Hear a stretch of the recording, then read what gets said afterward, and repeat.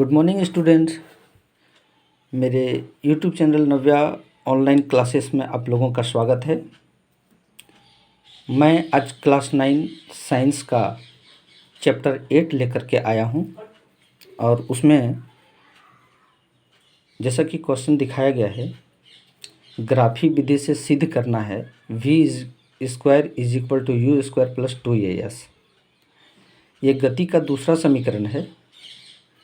पहला समीकरण हम आपको पिछले वीडियो में दे चुके थे, शायद आप लोग देखे होंगे और अच्छा लगा होगा। उसी प्रकार का वीडियो मैं फिर से एक देने जा रहा हूँ। गति का दूसरा समीकरण v square is equal to U square plus 2as। इसको मैं ग्राफी विधि से सिद्ध करके दिखाता हूँ। चलिए देखते हैं सॉल्यूशन की ओर। माना कोई गतिशील वस्तु एक समान त्वरण a से चलना प्रारंभ करती है, जिसका प्रारंभिक वेग u होगा, जो बिंदु a पर दिखाया गया है। t समय पश्चात, यहाँ t है, अंतिम वेग v यानी बिंदु a को दिखाया गया है को प्राप्त करती है। वेग समय ग्राफ हमने लिया भाई। वेग समय ग्राफ में ग्राफी विधि से हल करने के लिए सबसे पहले x अक्ष और y अक्ष को लिया। x अक्ष पर हमने समय को रिप्रेजेंट किया, y अक्ष पर हमने वेग को रिप्रेजेंट किया। जैसा कि ऊपर में दिखाया गया कि प्रारंभिक वेग u जो बिंदु a है से चलना प्रारंभ करती है और t समय पश्चात वस्तु का अंतिम वेग b बिंदु b पर जाता है। यहाँ पर हमने बिंदु e दिखाया। वास्तव में ग्राफ में बिंदु b से c पर लंब डाला गया, लंब डाले हुए हैं, जो ये बिंदु c t समय को दर्शा रहा है। और बिंदु b से फिर y अक्ष पर e बिंदु e पर लंब डाला गया। यहाँ पर लंब है, ये लंब डाला गया। तो इस प्रकार वेग समय ग्राफ में x अक्ष पर समय और y अक्ष पर वेग को दर्शाया गया। वस्तु द्वारा तय की गई दूरी s है। अब s इज इक्वल टू, यहाँ एक समलंब चतुर्भुज बना रहा है OABC, समलंब चतुर्भुज OABC है। थोड़ा सा हम अगर फिगर की बात करें तो यहाँ पर इस चीज़ को दिखाना चाहेंगे रेड इंक से कि OA is equal to U, प्रारंभिक वेग U है। फिर BC is equal to OE। BC जो है वो OE के बराबर है, क्योंकि लंब डाला गया है। ये x अक्ष और y अक्ष एक दूसरे पर लंब पर आश्रित है। यहाँ लंब डाला गया और लंब डाला गया है, तो निश्चित रूप से BC जो होगा वो OE के बराबर होगा। तो OE भी है अंतिम वेग, तो BC इज इक्वल टू भी हो जाएगा। OC को यहाँ दिखाया गया है समय t है। इस चीज़ को आपको थोड़ा सा ध्यान में रखना होगा। ग्राफ में जैसा दिखाया गया है ना, उसी के आधार पर हम यहाँ पर लिखे हुए हैं।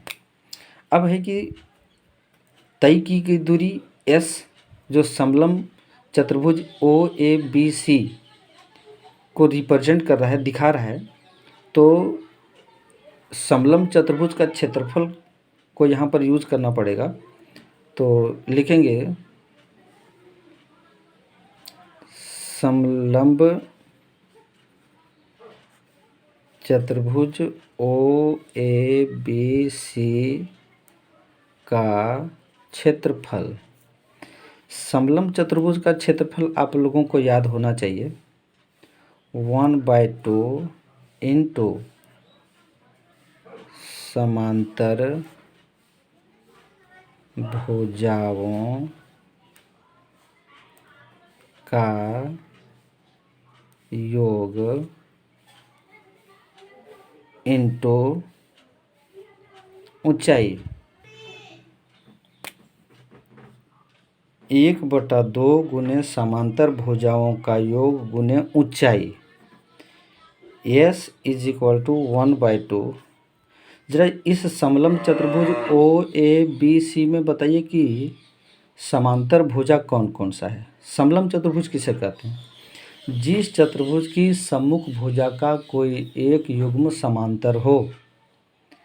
जिस चतुर्भुज की सम्मुख भुजा का कोई एक युग्म समांतर हो उसे समलंब चतुर्भुज कहते हैं। इस चतुर्भुज में OA और BC ये दो समांतर भुजाएं हैं। तो यहाँ पर लिखेंगे OA प्लस BC। ऊंचाई जहाँ पर परपेंडिकुलर बना रहा है उस भुजा को हम ऊंचाई कहेंगे, तो OC ऊंचाई हो जाएगा। यहाँ पर OC लिखिए ऊंचाई। चलिए आगे बढ़िए। S is equal to 1/2। OA को हमने यहाँ पर क्या दिखाया U प्लस BC को हमने क्या दिखाया V इंटू OC को हमने यहाँ दिखाया T। ठीक है, आगे देखिए। गति का पहला समीकरण जो हमने देखा था वो क्या था? वो था कि V is equal to U plus AT। गति का पहला समीकरण क्या था? वो था गति का पहला समीकरण जो था वो था कि V is equal to U plus AT। यदि हम यहाँ पर U को इधर ले आवें तो V minus U is equal to AT, और यदि हम T को उधर रखें तो V माइनस U बटे A is equal to T। ये हुआ। समलंब चतुर्भुज का जो क्षेत्रफल जो दिखाए हैं उसमें T का जो वैल्यू है S इज इक्वल टू यहाँ पर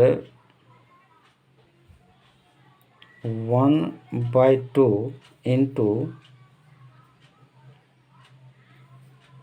U है तो उसको हम V प्लस U लिख सकते हैं, इंटू T के जगह पर यदि यहाँ पर V माइनस U बटे A करें तो कोई दिक्कत नहीं है। T के जगह पर हम इसको बैठाए V माइनस U बटे T, जो कि यहाँ से दिखाया गया है। आपको समझने में सहूलियत होगा कि T का वैल्यू यहाँ अचानक कैसे बदल दिए। तो गति का पहला समीकरण हमने उठाया तो U इधर आ गया तो V minus U is equal to AT, तो V माइनस U बटे A is equal to T का वैल्यू यहाँ पुट किए हम। आगे बढ़ते हैं। S is equal to V plus U और फिर V माइनस U बटे 2A। पता है ना, ये सर्वसमीका है भाई। A plus B into A minus B के रूप में। A plus B into A minus B के रूप में क्या होता है? A square minus B square होता है। क्रॉस मल्टीप्लिकेशन करेंगे तो उसी प्रकार यहाँ पर अगर इसी फॉर्मूला पर हम बैठाएंगे तो यदि इसको A माने इसको B माने तो A plus B into A minus B, A square यानी B square minus U square is equal to ये जो 2A है वो इससे मल्टीप्लाई हो जाएगा तो 2AS होगा। आ गया भाई। अब ये U स्क्वायर को उधर ले जाओ तो यहाँ पर बचेगा V square is equal to ये उधर चला जाएगा तो माइनस से प्लस में हो गया U स्क्वायर प्लस यह है 2AS, जो कि यही चीज़ आपको सिद्ध करना था। ये सिद्ध करना था भाई। अब आगे कहिए कि ग्राफी विधि से अगर हम नहीं सिद्ध करें तो हम आपको इस वीडियो में एक और विधि से बता देते हैं ताकि ये भी समझ में आ जाए। देखिए अगला वीडियो इसी वीडियो में है, दूसरे विधि से इसको हम सिद्ध करने जा रहे हैं। फिगर का कोई ज़रूरत नहीं है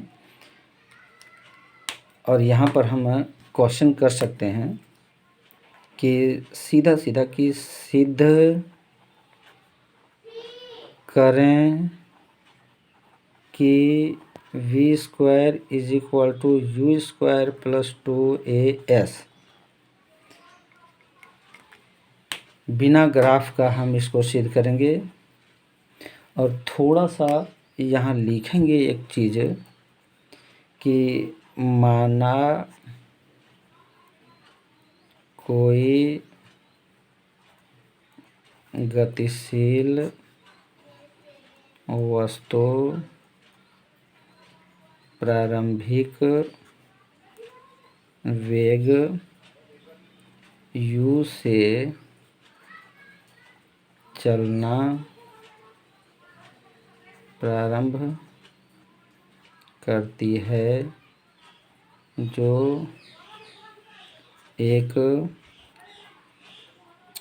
समान त्वरण से चलते हुए t समय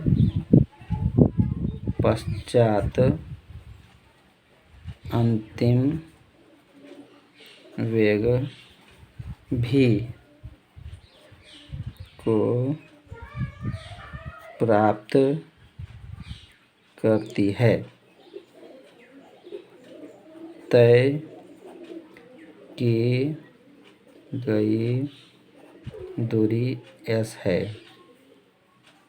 तो हम लोग जानते हैं कि दूरी is equal two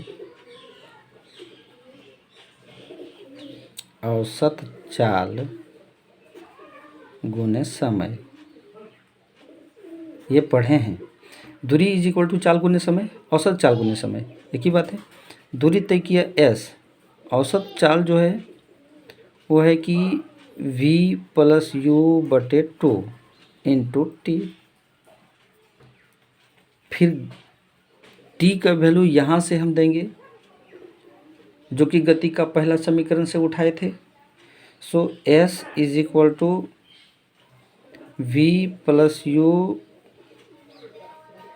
into v minus you बटे 2a कर दिए। थोड़ा शॉर्ट में किए, v माइनस यू बटे a लिखना था यहाँ, जैसा कि हमने लिखा था ये वाला, यही वाला चीज़ तो यहाँ लिखे हुए हैं।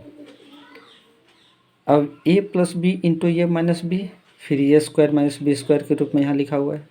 यहाँ लिखेंगे कि v square minus U square is equal to, इसको इससे मल्टीप्लाई करेंगे क्रॉस मल्टीप्लिकेशन के हिसाब से 2as, तो v square is equal to ये उधर चला जाएगा तो ये यू स्क्वायर प्लस 2as। ये हमारा गति का दूसरा समीकरण सिद्ध हुआ बिना ग्राफ का। इसके ऊपर वाला जो है वो ग्राफी विधि से।